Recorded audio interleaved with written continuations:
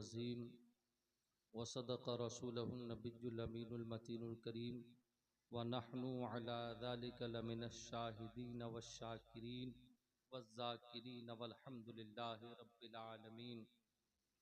मोहतरम हज़रात, आइए अक़ीदत व मोहब्बत के साथ जिसके दिल में सरकार की जितनी मोहब्बत है उतनी मोहब्बत के साथ दुरूद पाक पढ़ ले। अल्लाहुम्मा सल्लि अला सय्यदना व शफ़ीना हबीबना मौलाना मुहम्मदिन बारिक वसल्लिम।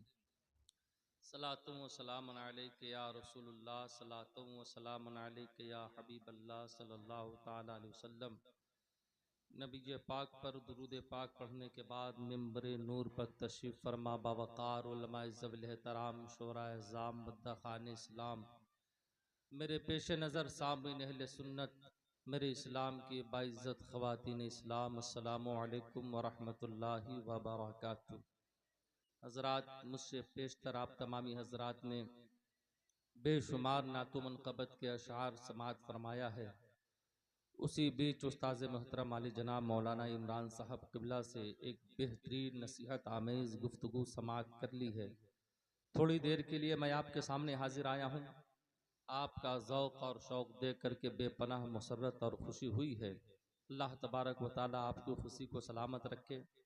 हज़रात, ये माह मुबारक, ये जिसे हम रबीउन नूर शरीफ के नाम से जानते हैं, ये महफिल पाक में आने में हमसे ताख़ीर भी हुई क्योंकि इससे पेशतर दो इशाबात की महफिलें थी। सबसे होता हुआ आपके दरमियान आया हूँ। कुछ लोग टहल रहे हैं, घूम रहे हैं, चाय पी रहे हैं।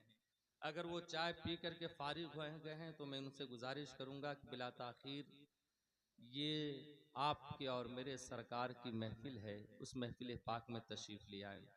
हज़रात, ऐसे तो बहुत लोग आते हैं और आ करके चली भी जाते हैं। इंसान आता ही है जाने के लिए, अगर जाना ना हो तो फिर आएगा नहीं। लेकिन बहरहाल दुनिया में बहुत सारे लोग आए।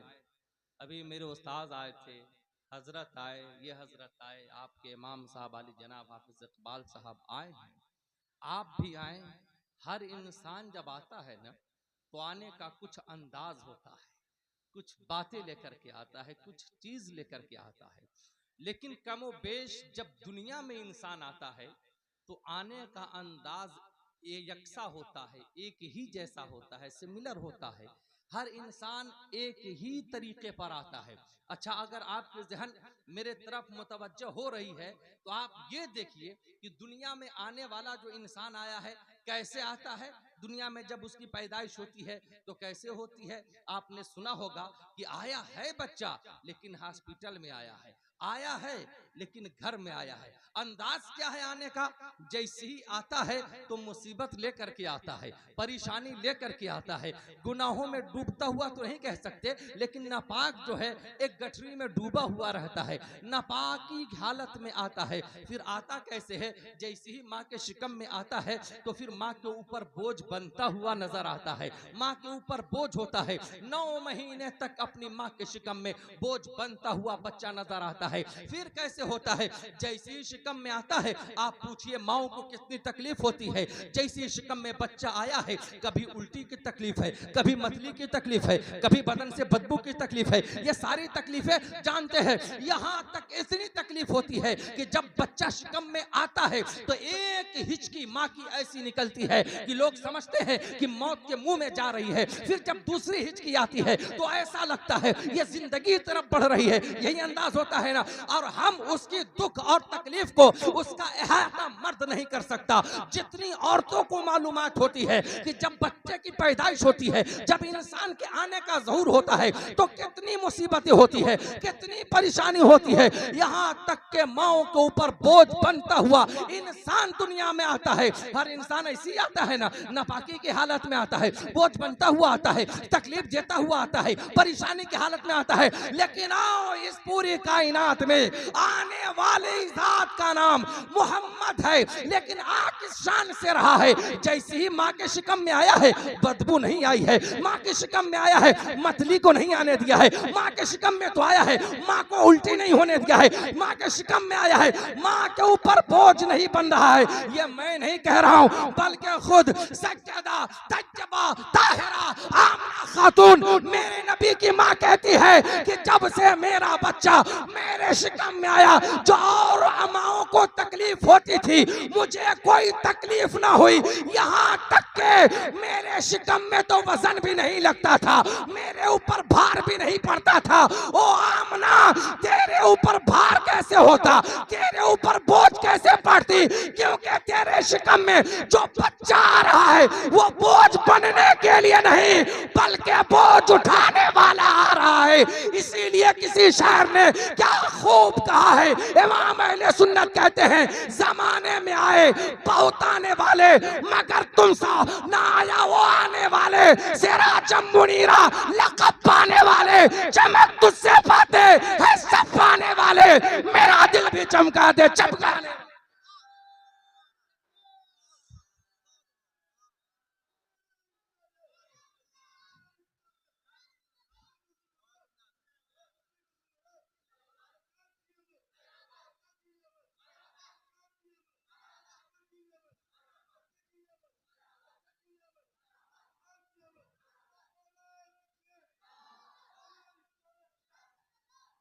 भैया जो लोग वहां डिवाइडर पे बैठे हुए हैं, आप किस लिए आए?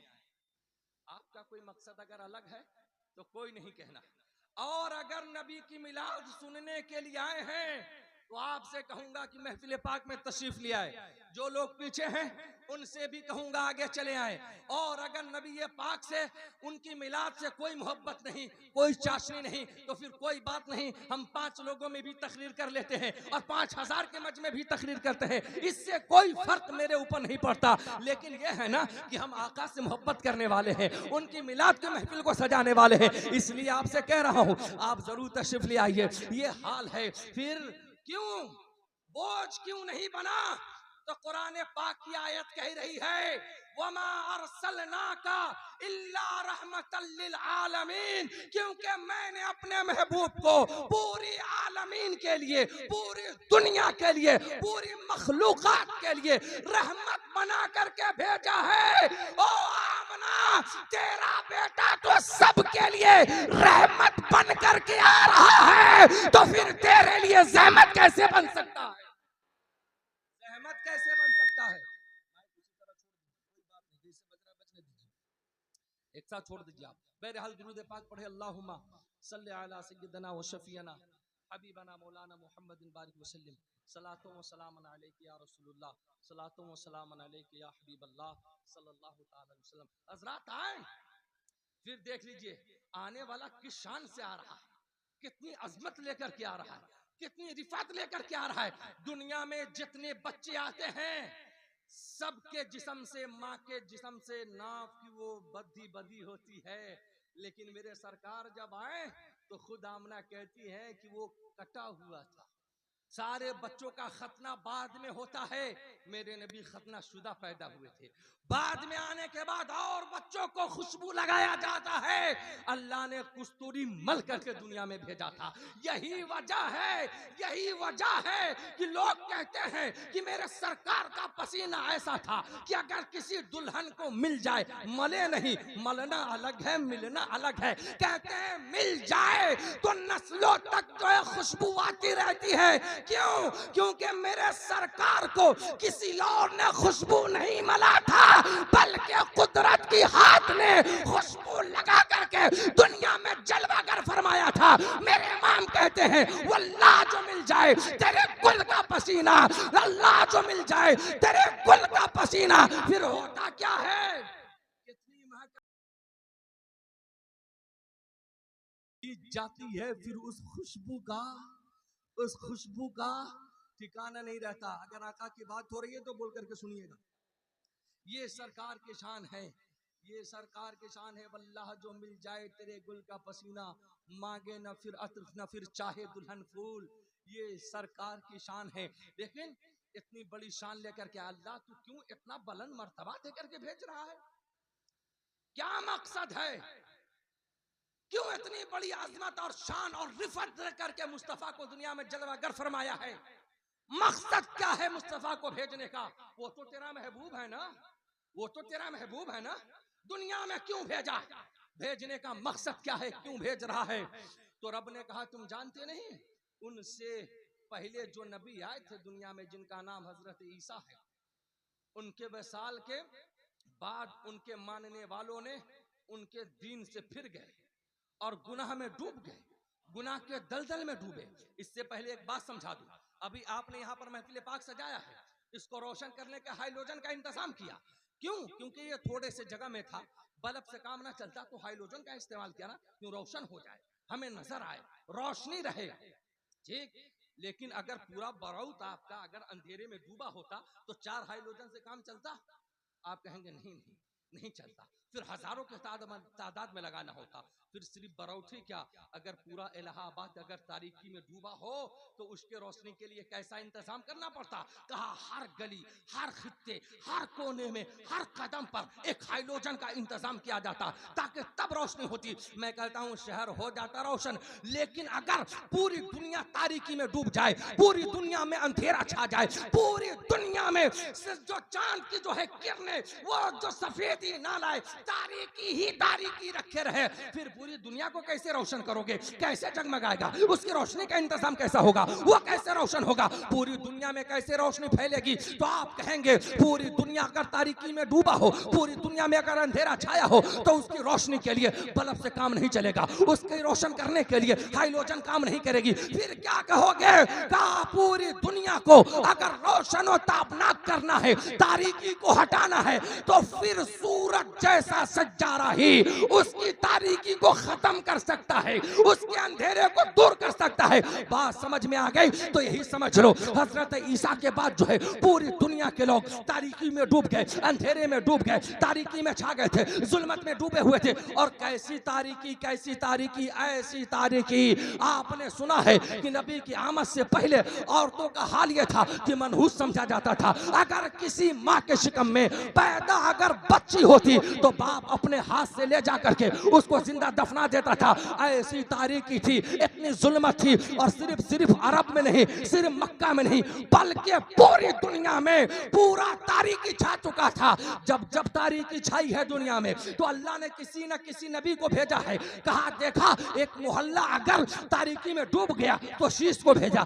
शीश ने आकर के रोशन किया। एक गांव अगर अंधेरे में डूबा है तो अल्लाह ने नूह को भेजा है, नूह ने उसकी तारीकी को खत्म किया है। और उसके बाद जब जिला डूबा है तो इब्राहिम खलील्लाह को भेजा है, उन्होंने रोशन किया। अब किस नबी को अल्लाह भेजेगा? अब किसको भेजेगा? अब तो पूरी दुनिया तारीकी में डूब चुकी है, अब किस नबी को भेजेगा? अब किस रसूल को भेजेगा? अब कौन ऐसा है जो पूरी दुनिया की तारीकी को दूर कर सके? मौला बता कौन नबी आएगा, तेरा कौन नबी आएगा? तो रब की मशीयत आवाज देती है, मेरे बंदे जब इलाके में तारीकी थी तो नूह को भेजा था, जब मोहल्ले में तारीकी थी तो शीश को भेजा था, जब जिले में तारीकी थी तो इब्राहिम को भेजा था।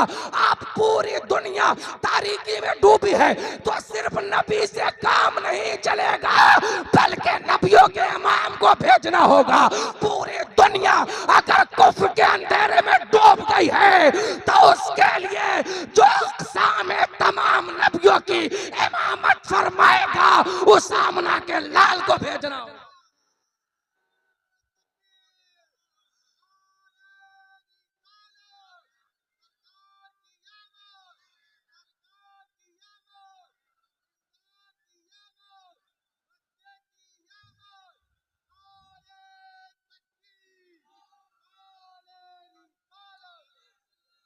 तारीकी कैसी?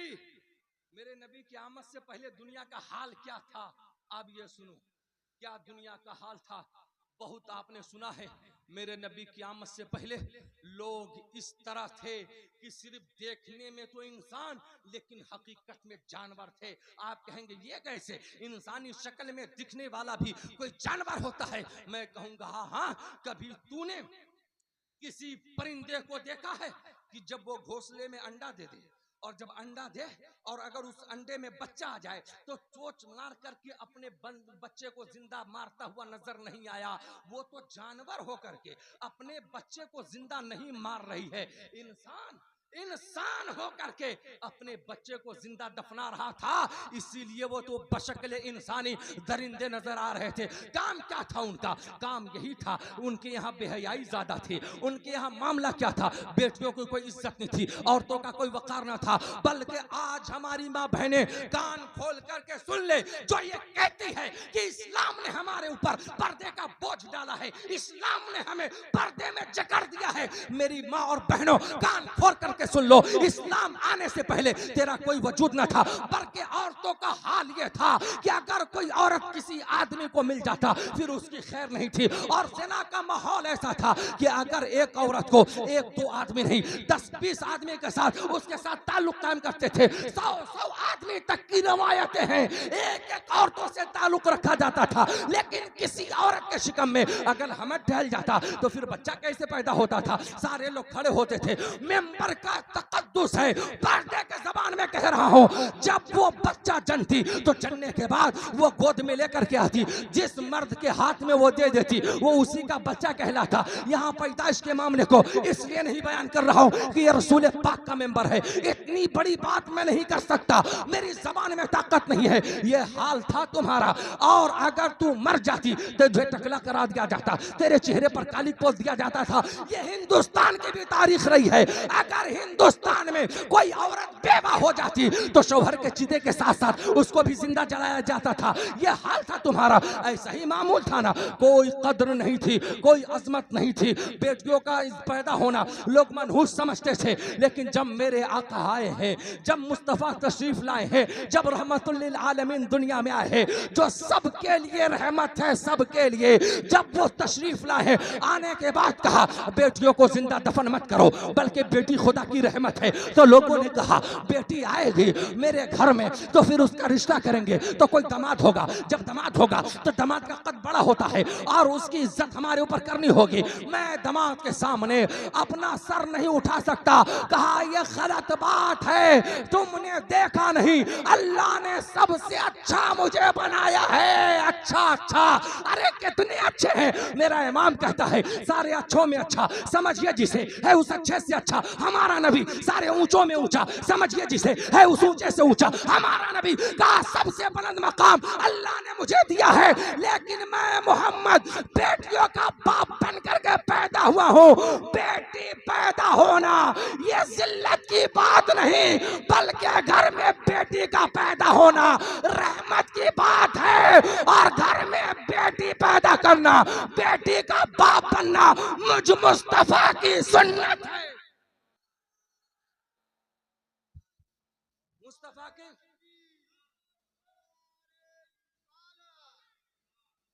कहा, लेकिन आज ये देखो बेटियों को जिंदा मारने से आकर के मेरे नबी ने रोका। कुछ लोग कहेंगे अरब के तो जालिम लोग थे, बहुत जालिम थे, बहुत जालिम थे, बेटियों को जिंदा दफन कर देते थे। लेकिन आज मैं देखता हूं जब अपने मुआशरे को, हजरत इस्माइल अलैहिस्सलाम को रुखसत हुए सिर्फ 550 बरस गुजरे थे, उनकी कौम बिगड़ गई थी। आज सिर्फ और सिर्फ 1446 हिजरी गुजरा है। मेरे सरकार को विसाल फरमाए हुए बज़ाहिर आज उनकी उम्मत भी बिगड़ रही है, उसी गुनाह में उनकी उम्मत भी शामिल हो रही है। आप कहेंगे ये कैसे शामिल हो रही है? कहा आपने देखा नहीं, आज भी अगर किसी का शौहर अपने बीवी से ताल्लुक कायम करता है और अगर उसके शिकम में बच्चा ठहर जाता है तो ठहरने के बाद आज लोग कहते हैं ना हम तो अक्लमंद लोग हैं, हम तो दानिश्वर हैं, हम तो पढ़े लिखे हैं, हम जहालत के जमाने के नहीं है। जमाना तारीख याफ्ता, तो जमाना जो है तालीम याफ्ता हो रहा है, तरक्की तरफ भाग रहा है। तुम कह रहे हो तरक्की की तरफ जा रहा है, लेकिन मैं जब आलमी सतह पर देखता हूँ, दुनियावी सतह पर देखता हूँ तो दुनिया अब जहालत की तरफ बढ़ रहा है, दुनिया अब जहालत की तरफ जा रहा है, दुनिया तारीकी में डूब रहा है। अरे वो अरब वाले जालिम थे, बच्चों को जिंदा दफन करते थे, क्या ये गुनाह तुमसे नहीं हो रहा है? आज भी जब कोई औरत हमल से होती है तो इस तालीम याफ्ता दौर में, इस तरक्की याफ्ता दौर में सबसे पहले उसके डॉक्टर के पास ले जाया जाता है, उसका अल्ट्रासाउंड करवाया जाता है, उसका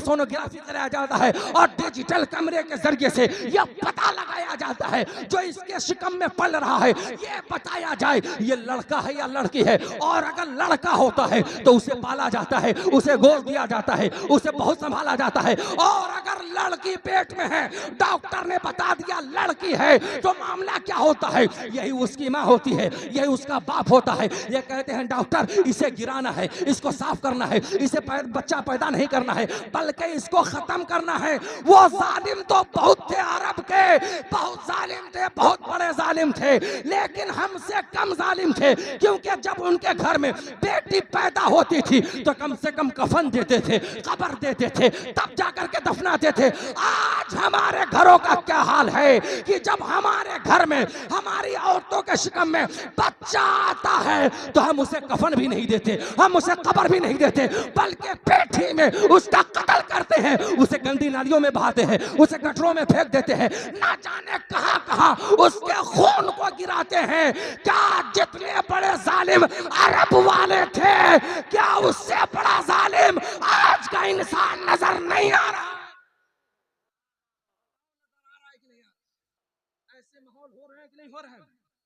लोग कहेंगे कि हजरत अगर बेटी पैदा हो गई तो खिलाएगा कौन, पिलाएगा कौन, खर्चा कौन उठाएगा, पढ़ाएगा लिखाएगा कौन, उसकी तरबियत कौन करेगी, जहेज का सामान कौन इंतजाम करेगा। ये सारे मामला थे। जहेज के बारे में सोचते हो, तालीम के बारे में सोचते हो, तरक्की के बारे में सोचते हो, लेकिन तुम यही सोच करके तुम अपनी बेटी का जो है जनाजा निकाल रहे हो, बेटी में उसका कत्ल कर रहे हो। जो औरतें ऐसी ख्वाहिश रखती है कि बेटी पैदा हो जाएगी तो कहां से पैसा आएगा, कहां से खिलाया जाएगा। सोच, अगर तेरे माँ बाप ने तेरे लिए यही जुमला सोच लिया होता कि मेरे शिकम से जो बच्चा आ रहा है वो लड़की के सूरत में है, तो तेरा वजूद न होता, तू भी माँ के शिकम ही में मार दी गई होती। लेकिन तेरे माँ बाप अच्छे थे जिसने ऐसी बातों को नहीं सोचा, ऐसे जुमले को अपने जबान पर आने नहीं दिया। लेकिन तू ये सोच रही है, आखिरी जुमला सुन लो, मेरे रब का इरशाद है कि जब मैं किसी बच्चे को दुनिया में भेजता हूँ तो उसका रिस्क भी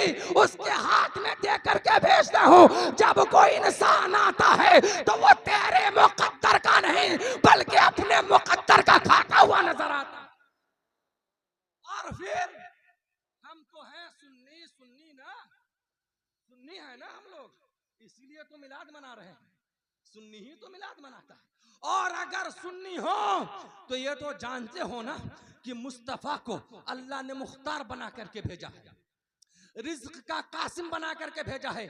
खल्क के हाकिम हो तुम, रिज्क के कासिम हो तुम, जो मिला तुमसे मिला, तुम पे करोड़ों दुरूद। ये सुन्नी अपने मस्जिदों में पढ़ता हुआ नजर आता है, फिर उसके बाद क्यों कह रहे हो कौन खिलाएगा, कौन पिलाएगा, कौन देखेगा, कौन शादी करेगा, कौन दहेज का सामान मुहैया करेगा, ये क्यों सोचते हो? लोग कहते हैं अगर बेटी पैदा हो तो फिर पैसा होना चाहिए, बेटी उसी के घर में होना चाहिए जिसके घर में दौलत हो, जिसके घर में पैसा हो, जिसके घर में रुपया हो। मैं कहूंगा तुम्हारे निगाह में सबसे ज्यादा दौलतमंद कौन है? तो कुछ लोग कह देंगे ये साहब है, कुछ लोग कहेंगे हाफिज इकबाल साहब है, कुछ लोग कहेंगे मोहम्मद अली साहब है, ये पैसे वाले हैं, इनके घर में बेटी पैदा होना चाहिए। मैं कहूंगा नहीं नहीं, अगर मुझसे पूछो, कुछ लोग हो सकता है ये कहें कि पूरे हिंदुस्तान में सबसे बड़ा मालदार अगर कोई है तो अंबानी और अडानी है, उसके घर में बेटी पैदा होना चाहिए। अगर मुझसे पूछते हो सुन्नी होने की हैसियत से कि सदर आलम बताओ दुनिया में सबसे ज्यादा मालदार कौन है, तो हम किसी कंपनी के ठेकेदार का नाम नहीं बताएंगे। अरे कोई किसी के दस्तरखान पर 2 आदमी खाते हैं, किसी के दस्तरखान पर 4 आदमी खाते हैं, किसी के दस्तरखान पर 100 आदमी खाते हैं। कोई ऐसा भी है जिसके दस्तरखान पर सुबह शाम 3000 लोग खाते हो? आप कहेंगे हाँ एक इंसान है, मैंने सुना है, मैंने देखा है। मैं कहूंगा कौन है? तो लोग जवाब देंगे वो दिल्ली के निजामुद्दीन है, महबूब इलाही है, ख्वाजा बख्तियार काकी के मुरीद है। कहा उनको मैंने देखा है, उनके दस्तरखान पर नाश्ते में भी 3000 आदमी खाते थे, दोपहर में भी 3000 आदमी खाते थे, रात में भी 3000 आदमी खाते थे। इतने बड़े मालदार है। मैं कहूंगा बस इतने ही बड़े को देखा, इससे बड़े को नहीं देखा। आप कहेंगे नहीं नहीं मैं बताऊंगा इससे बड़ा भी कोई है। कहा कौन है? कहा वो सुलेमान अलैहिस्सलाम है, जिसके दस्तरखान पर रोजाना सुबह शाम इंसान भी खाते हैं, जिन्नात भी खाते हैं। अब बता इतना बड़ा दौलतमंद कौन है जहां में? अगर तू इससे भी बड़े को जानना चाहता है, मैं कहूंगा इससे भी बड़ा कोई है। आप कहेंगे कौन है, कौन है, कौन है? मैं कहूंगा वो आमना का लाल है। अरे किसी के दस्तरखान पर समधी खाता है, किसी के दस्तरखान पर दामाद खाता है, किसी के दस्तरखान पर इंसान खाता है। और मेरे नबी का दस्तरखान वो दस्तरखान है, मेरे इमाम कहते हैं आसमां खान, जमी खान, जमाना मेहमान, साहिबे खान लकब किसका है? तेरा। तेरा शान है तो जिसके दस्तरखान पर तू खा रही है, तेरा शौहर खा रहा है, तेरे बाप दादाओं ने खाया है, उस आने वाली बेटी को भी रिस्क उसी दस्तरखान से मिलेगा। क्यों फिक्र में हो? क्यों डूबी हो इधर उधर के परेशानी में? क्यों बेवजह की बातें करती हो? और तुमने सुना नहीं, बेटियों को जो मारने वाला होगा उनकी नहुसत क्या होगी? मेरे आका ने इरशाद फरमाया कि जब कोई इंसान ये सोचे कि मेरे घर में बेटी पैदा होगी तो क्या मामला होगा। ठीक है, बेटे के भी तलाश करनी चाहिए, मैं नहीं कहता हूं कि बेटे ना, बेटे से नस्ल चलती है, कोई बात नहीं, लेकिन सिर्फ बेटे ही की तो लालच मत करो, बेटी तो रहमत है ना। जब किसी के घर में बेटी आती है, मेरे आका इरशाद फरमाते हैं कि जब बेटी आती है तो उस बेटी के साथ साथ उसी वक्त अल्लाह 70,000 फरिश्तों को उसके देखभाल के लिए भेजता, 70,000 फरिश्ते।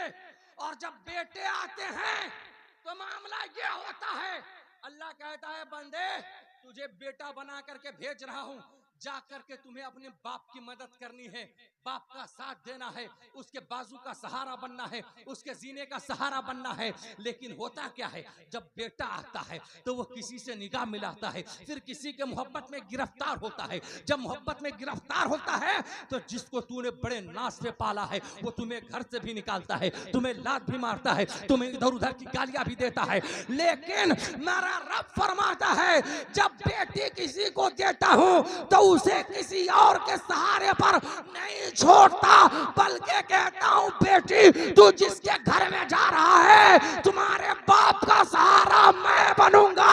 अरे बेटे तो सहारा छोड़ सकते हैं, इंसान तो सहारे को तोड़ सकता है, लेकिन मेरा रब वो है जिसका सहारा अगर एक बार मिल जाए तो दुनिया में भी कामयाब है, आखिरत में भी कामयाब होता हुआ नजर आए। ये है बेटी। लेकिन अगर तुम नहीं मानते ये काम तुमने किया है, अब सुन लो, कयामत का दिन होगा, सारे लोग हिसाब किताब दे रहे होंगे। वो बेटी आएगी जिसकी माँ ने उसे पेट में कत्ल किया होगा, उसके बाप ने बेटी को गिरवा दिया होगा। बेटी आएगी और रब से फरमाएगी अल्लाह आज मैं हिसाब चाहती हूँ, तूने तो सबका हिसाब कर दिया। इलाके में अगर कोई सींग वाली बकरी ने बगैर सींग वाली बकरी को मारा था, जुल्म किया था, तूने उसका भी हिसाब किया है।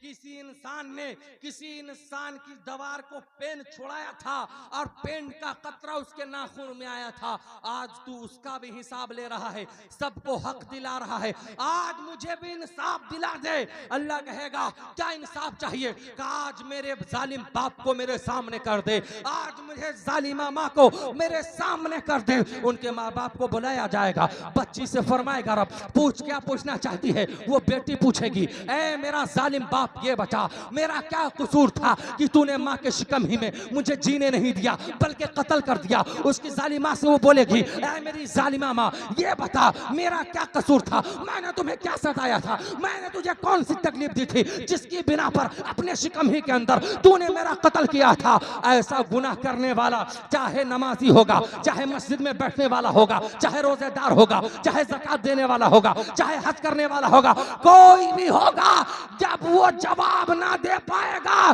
तो अल्लाह फरमाएगा ऐ फरिश्तों इसके नमाज को ना देखो, रोजे को ना देखो, हज को ना देखो, बल्कि ये बेटियों के ऊपर जुल्म करने वाला है, इसे मुंह के बल घसीटता हुआ सीधे जहन्नम में ले जाकर के फेंक दे। कैसे जुल्म कर रहे हो, क्या हाल हो रहा है माशरे में। किस तरफ दुनिया बढ़ रही है? लोग कह रहे हैं तरक्की कर रहे हैं, तरक्की कर रहे हैं, तालीम की तरफ भाग रहे हैं, बुलंदी पा रहे हैं। हकीकत में नीचे दबते हुए जा रहे हो। ये इलाके का, ये मुआशरे का माहौल बन गया है। फिर उसके बाद मेरे आका ने इरशाद फरमाया कि अगर किसी को शर्म आए बेटी पैदा करने में तो सुन लो, मैं मोहम्मद बेटियों का बाप बन करके पैदा हुआ हूं।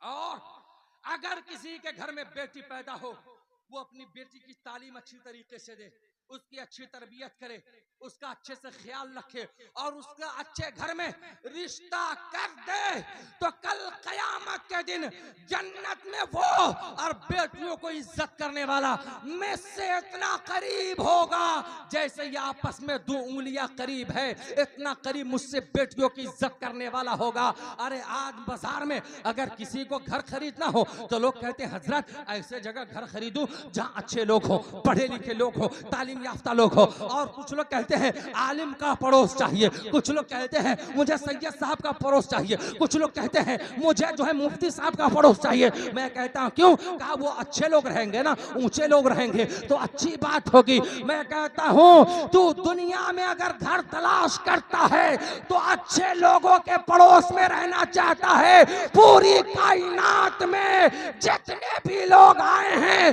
अल्लाह ने सरकार से अच्छा किसी को पैदा ही नहीं किया है। और मेरे आका इरशाद फरमाते हैं जो बेटियों की इज्जत करेगा वो जन्नत में मेरा पड़ोस पाता हुआ नजर आए। क्या शान है, क्या मर्तबा है। अरे कोई इसके पड़ोस उसके पड़ोस में जा रहे हो, सरकार का पड़ोसी बनना नहीं चाहते। मेरे आका कहते हैं नमाज पढ़ोगे तो जन्नत मिलेगी, रोजा रखोगे तो जन्नत मिलेगी, हज करोगे जन्नत मिलेगी, लेकिन जन्नत में मेरा पड़ोस मिले या ना मिले ये हो नहीं सकता।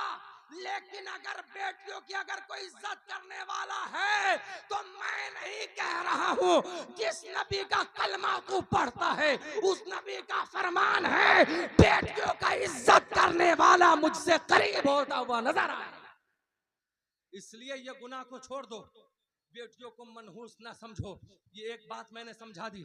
दूसरी बात क्या थी? अरब के लोग शराब कसरत के साथ पीते थे, बहुत शराबी थे, बहुत शराबी। कितने बड़े शराबी थे कि अगर शराब पीने में कोई हार जाता ना तो नस्लों तक जंग लड़ी जाती। वो मर जाता, वो अपने बेटे की वसीयत करता, बेटा मरता, पोते को वसीयत करता, पोता मरता पर पोते को वसीयत करता, क्योंकि शराब पीने में हारा था। ये हाल था, ये हाल था। लेकिन कैसे शराब पीते थे? आज कुछ लोग कहते हैं हमारे यहाँ के लोग शराबी, हजरत शराब के ऊपर तकरीर कर दीजिए, मुआशरे में सुधार आ जाए। और ये कुफार और मुशरिकीन की साजिश है कि ज्यादातर शराब के जो भट्टे हैं ये मुसलमान की बस्ती के करीब है। इसीलिए वो चाहते हैं कि मुसलमान नौजवानों को नशे के अंदर मुब्तला कर दिया जाए, मुसलमान नौजवानों को नशे में जकड़ करके रखा जाए, क्योंकि जब ये नशा करेंगे अपने नबी के कदमों से दूर हो जाएंगे, नबी से दूर हो जाएंगे। जब नबी से दूर हो जाएंगे तो ये हारता हुआ नजर आएगा। कौन नहीं जानता हजरत सलाहुद्दीन अय्यूबी को, उनका 2 जुमला इतना वजनी है कि पूरी तकरीर मेरी पूरी जिंदगी की खत्म हो जाएगी, लेकिन सलाहुद्दीन अय्यूबी के इस 2 जुमले का हक अदा नहीं किया जा सकता। अल्लाह करोड़ों रहमतें बारिश फरमाए उस मर्द कलंदर की कब्र मुबारक पर। आप फरमाते हैं मुसलमानों को तलवारों से नहीं हराया जा सकता, तोपों से नहीं डराया जा सकता, गोलियों के सामने इसे जेर नहीं किया जा सकता। अगर मुसलमानों को बर्बाद करना है तो मुसलमान नौजवानों के दिलों में सिर्फ 2 चीज की लालच बसा दी जाए, एक शराब है, दूसरा शबाब है। कि अगर कौमों को बर्बाद करना है तो उन कौमों के अंदर इन 2 चीजों को आम कर दिया जाए, कौम खुद ही बर्बाद होती हुई नजर आएगी।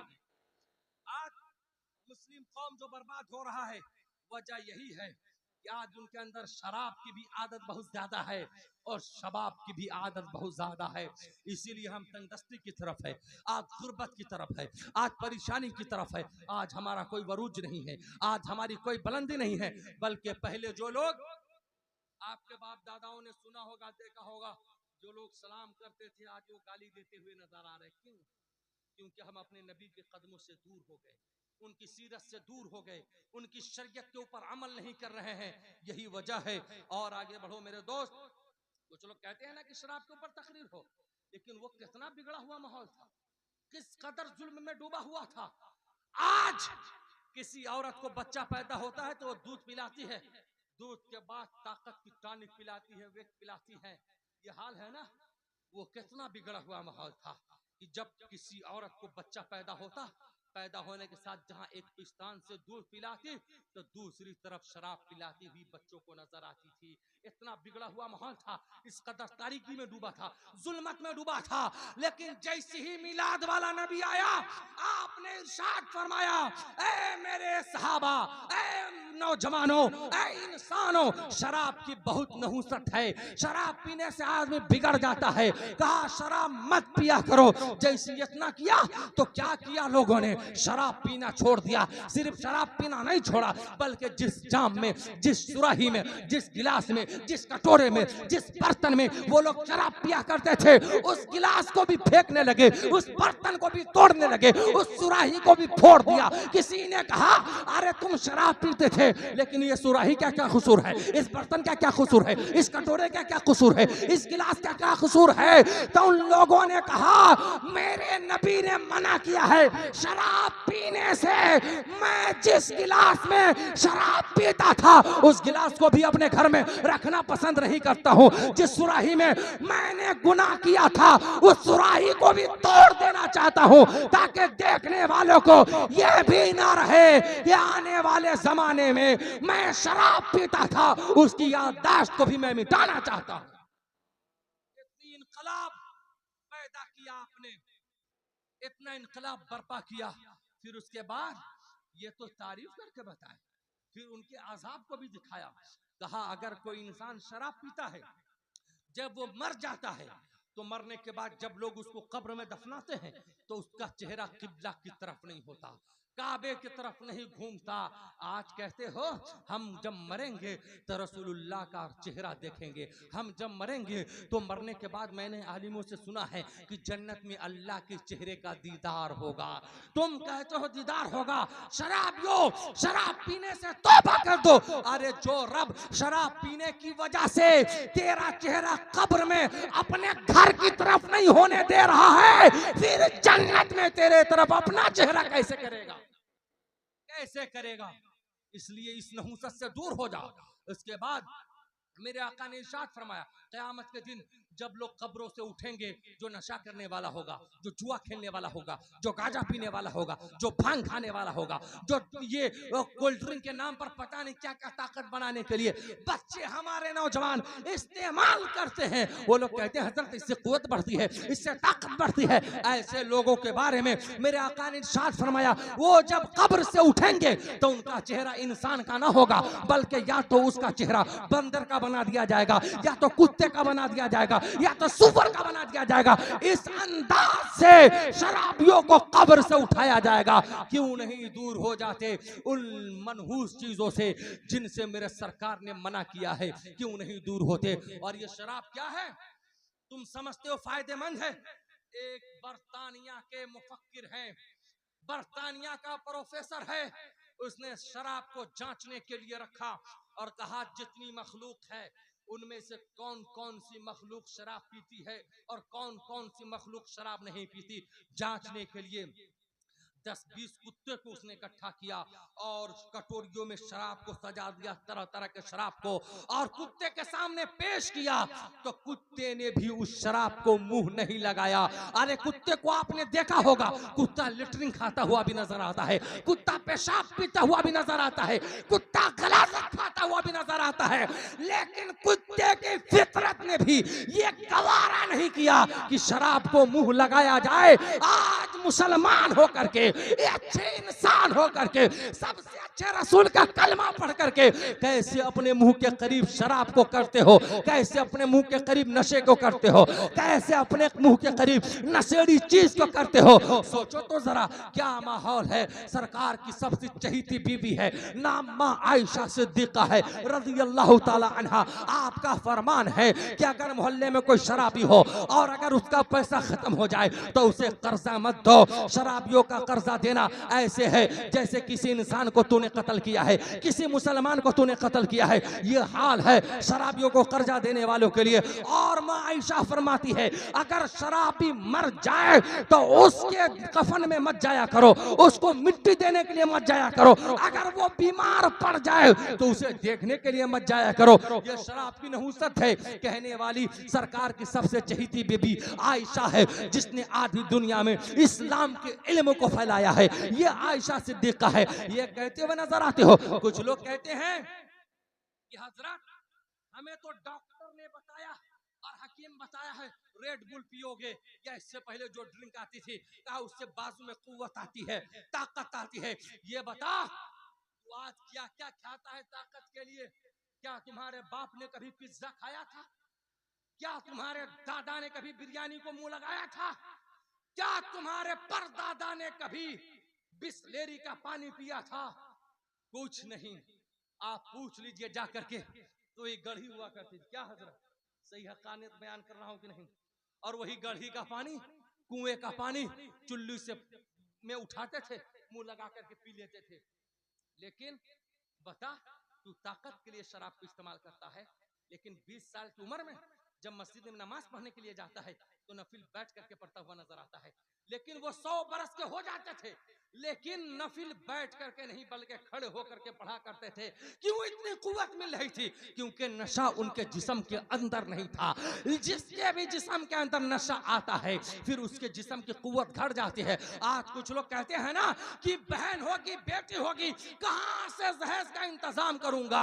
अरे जब तू शराब पी करके नशा करके अपने जिस्म को कमजोर कर लेगा और ताकत के नहीं रहेगी कमाने के लिए, फिर तो तेरी बहन भागेगी ना किसी का हाथ पकड़ के, फिर तो तेरी बीवी किसी का मुंह देखेगी ना। क्योंकि शराब पी पी करके अपने जिस्म को जब कमजोर कर लेगा, ना तो अपनी बीवी के लायक रहता है, ना तो अपने बाप के लायक रहता है, ना तो अपने माँ के लायक रहता है। फिर पता क्या होगा? तेरी बीवी भी बिकेगी, तेरी बेटी भी भागेगी, तेरी बहन का भी सुहाग उजड़ जाएगा। यही हाल होगा। इसलिए मुसलमानों तमाम खुराफात से दूर हो जाओ, तमाम नशायावर चीजों से दूर हो जाओ। जो मुस्तफा ने कहा है कि ये हलाल है बस उसी को हलाल मानो। जिसे हराम कह दिया है उसे हराम समझ लो। उसी में कामयाबी मिलेगी, उसी में तरक्की मिलेगी, उसी में बुलंदी पाओगे, उसी पर उरूज पाओगे। वक्त ज्यादा होता जा रहा है लेकिन आखिरी बात कह करके तकरीर खत्म कर रहा हूं।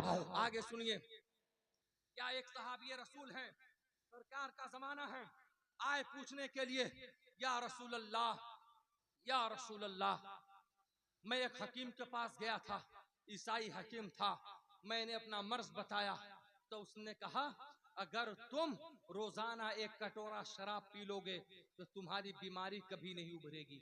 जो लोग कहते हैं ना मर्ज में है, कमजोरी है, डॉक्टर ने बताया है, या तरह तरह के हिले बहाने बनाते हो, ये मामला होता है। सहाबी रसूल है, फतवा सरकार से ले रहे हैं, आकर के पूछा है। मेरे आका ने जवाब दिया, ऐ मेरे सहाबा, अल्लाह तबारक व तआला ने जिस चीज को हराम कर दिया है उस चीज के अंदर से शिफा को उठा लिया है। इसलिए हराम में शिफा नहीं है, हलाल में शिफा है। इसीलिए हलाल खाओगे तो ताकतवर बनते हुए नजर आओगे, अगर हराम को इस्तेमाल करोगे कमजोर होते हुए चले जाओगे। इसलिए मुसलमानों हराम की तरफ न बढ़ो, हलाल की तरफ आओ, हलाल कमाओ, हलाल खाओ और बच्चों की भी तलकीन करते रहो कि हलाल ही कमाना है, हलाल ही खाना है, हराम को मुंह नहीं लगाना है। लेकिन उसके बाद भी नहीं मानते तो सुन लो आखिरी बात। एक अल्लाह के वली है, हो सकता है आपने नाम सुना होगा, जिनका नाम हजरत जुनैद बगदादी है, सैयदुल ताइफा। ये हजरत जुनैद बगदादी, इनकी एक बहुत बड़ी करामत मशहूर है। आज कोई ये गोपीगंज वाला अगर नहर उसको डाकना हो गंगा तो फिर वो कश्ती पर सवार होता है। पीपा पुल से आप जाएंगे सैदाबाद वाला तो उससे भी आपको इस वक्त जो है कश्ती पर सवार होना पड़ेगा। लेकिन हजरत जुनैद बगदादी उस जात का नाम है, वो समंदर जब डाका करते थे तो कश्ती का सहारा नहीं लेते थे, बल्कि मुसल्ला बिछाते थे, खड़े होते थे, नमाज की नियत बांधते थे, समंदर पार करते चले जाते। ये है ना हजरत जुनैद बगदादी। अरे हजरत जुनैद बगदादी उस जात का नाम है जिनका इमाम हजरत जाफर सादिक है और उनके मुक्तदी हजरत जुनैद बगदादी। अरे उनके मुरीदों में गौसे आजम आते हैं, उनके मुरीदों में मोइनुद्दीन आते हैं, उनके मुरीदों में हजरत बहलुद्दाना आते हैं। इस जात का नाम गौसो ख्वाजा का जो आका है उसका नाम हजरत जुनैद बगदादी है। ये हजरत जुनैद बगदादी कितनी बड़ी शान है। वो कहते हैं कि एक मेरा दोस्त था, दोस्त। आज अगर हाफिज इकबाल साहब का कोई दोस्त होगा तो जान जाएंगे कि इनका दोस्त वही होगा जो आलिम को गाली नहीं देखा, इमाम को गाली नहीं देखा, बुरी नजर से नहीं देखेगा। ये क्योंकि इनका दोस्त है ना, हाफिज साहब का दोस्त है, इमाम साहब का दोस्त है। अगर मोहम्मद अली साहब के दोस्त होंगे तो आप जान जाएंगे कि ये बड़ा अजमत वाला होगा, मुत्तकी परहेजगार होगा। लेकिन अगर कोई गौसो ख्वाजा के पीर का कोई दोस्त हो तो फिर उसके दोस्त का क्या अंदाजा होगा, क्या शान होगी, क्या मर्तबे होंगे, क्या बुलंदी होगी। कहते हैं एक मेरा दोस्त था और कोई ऐसा वैसा दोस्त नहीं था, बल्कि अपने वक्त का मुहद्दिस था, मुहद्दिस। और मुहद्दिस भी ऐसा जिसको 100-200 नहीं, 1-2 हज़ार नहीं, बल्कि 2 लाख हदीसें याद थी। 2 लाख हदीस। इतना बड़ा आलिम, मुत्तकी, परहेजगार।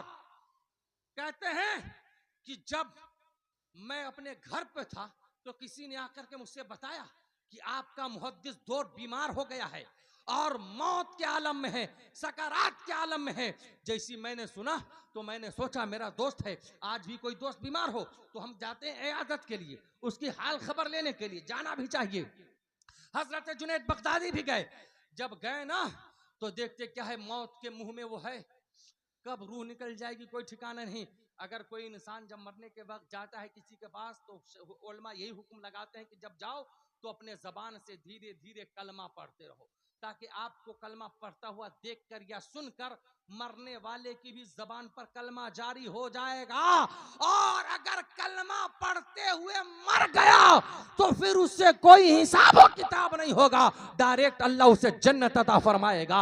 ये अगर कोई कलमा पढ़ते हुए मरता है। वो कहते हजरत जुनैद बगदादी, जब मैं गया उसके सिरहाने बैठ गया, मैं कलमा पढ़ने लगा। जब कलमा पढ़ा ना तो वह हाथ का इशारा किया, हाथ के इशारे से मना किया। तो मैंने सोचा सकरात के आलम है, कोई तकलीफ होगी, इसी वजह से हाथ हिला रहा है, हाथ उठा रहा है। मैंने कहा मेरे दोस्त, मैं कलमा पढ़ रहा हूं, तू भी कलमा पढ़ ले ताकि डायरेक्ट जन्नत में चला जा। जैसे इतना कहा ना, उसने अपनी पूरी ताकत को इकट्ठा किया और इकट्ठा करने के बाद कहता है जुनैद मेरा दोस्त, जो कलमा तू पढ़ रहा है ना, मैं उस कलमे को नहीं मानता।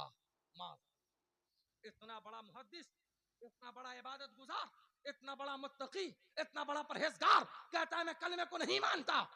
जैसे इतना कहा, हज़रत जुनैद बगदादी कहते हैं जैसे उसने कलमे का इनकार किया तो मेरा उसके पास तो बैठना जायज नहीं था, दुरुस्त नहीं था। मैं उठा और अपने घर आया, रोते हुए आया। घर पर भी बैठ के काफी रोया, रोता ही रहा। और जब भी रोता उसकी याद आती तो मैं कहता मौला, आखिर उसने कौन ऐसा जुर्म किया था कि मरते वक्त तूने उसके सीने से ईमान ले लिया, ईमान को छीन लिया? क्या जुर्म था मेरे दोस्त का, क्यों ईमान छीना?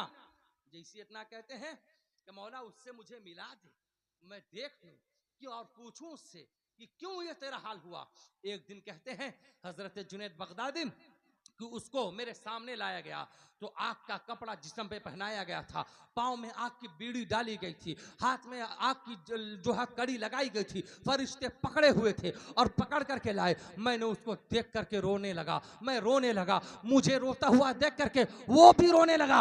मैंने पूछा मेरे दोस्त, तू इतना बड़ा आलिम था, इतना बड़ा मुहद्दिस था, इतना बड़ा मुफक्किर था, इतना बड़ा मुत्तकी परहेजगार था, आखिर ये बता जब मौत तुझे आई तो अल्लाह ने तुझे कलमा क्यों नहीं पढ़ने दिया, तेरे सीने से ईमान क्यों छीन लिया, तेरे सीने से ईमान को क्यों निकाल लिया, वजह क्या थी मुझे बता। जैसे इतना हजरत जुनैद बगदादी कहते हैं, वो रोते हुए कहता है, ए जुनैद, मेरे साथ जो होना था हो गया, मैं ये चाहता हूं कि अब किसी मोमिन के साथ वो काम ना हो, मेरे साथ जो धोखा होना था हो गया, मैं नहीं चाहता कि अब किसी मुसलमान के साथ ये धोखा हो। कहा क्या बात क्या है बता। कहा मुझे एक मर्ज था, मैं एक मर्ज में मुब्तला था, तो मैं एक ईसाई हकीम के पास गया था और जाने के बाद उससे कहा था मुझे ये तकलीफ है, तो उस हकीम ने मुझे कहा था कि तुम साल भर में एक मर्तबा एक कटोरा शराब पी लिया करो, ये मर्ज नहीं उभरेगा। मैंने उसके कहने पर आकर के लोगों से छुप करके एक कटोरा साल में रोजाना शराब पीता था। बस यही वजह थी कि जब मेरे मरने का वक्त करीब आया तो अल्लाह ने शराब पीने की वजह से मेरे सीने से ईमान को निकाल लिया। साल में एक मर्तबा अगर कोई मुहद्दिस शराब पीता है, साल में एक मर्तबा कोई हदीस का हाफिज अगर शराब पीता है, कोई जुनैद बगदादी का दोस्त अगर साल में एक मर्तबा शराब पीता है, अल्लाह उसके सीने से ईमान को निकाल लेता है। कहां हो तुम? रोज शराब पी रहे हो, रोज जुआ खेल रहे हो, रोज गांजा खा रहे हो, रोज भांग खा रहे हो, उसके बाद भी कहते हो मैं मुसलमान हूं, मैं मुसलमान हूं। अगर मुसलमान रहना चाहते हो तो ये महफिल मिलाद, मुस्तफा की मिलाद के महफिल में आए हो, यहीं पर तौबा कर दो कि मौला आज से मैंने पहले जो भी गुनाह किया था अब नहीं करूंगा, अल्लाह मुझे माफ फरमा दे, मुझे माफ फरमा दे। अगर तुमने तौबा कर ली तो अल्लाह तो हो सकता है तुम्हें माफ फरमा देगा। अगर तौबा नहीं किया तो जो वईद मेरे नबी ने बताई है, यही हश्र तेरे साथ होगा, यही सलूक तेरे साथ होगा। महफिल मिलाद का पैगाम आपके नाम, बेटियों की इज्जत कीजिए, शराब से दूर हो जाइए, जुआ से दूर हो जाइए, मुशरिकों मुनाफिकों की सोहबत से उठिए।